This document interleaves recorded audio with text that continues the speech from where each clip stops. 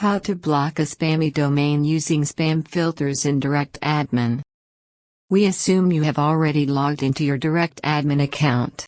In the Email Manager section, click Spam Filters. From this Email Filters interface, you can create different types of filters for incoming emails. You can block emails from an entire domain whose random email users are sending you spam.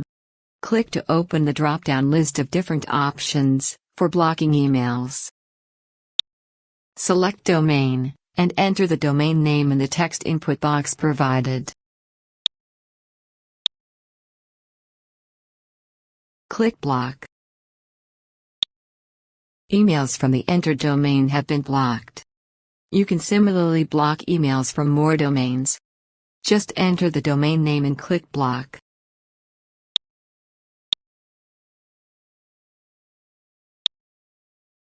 All the blocked domains are listed here.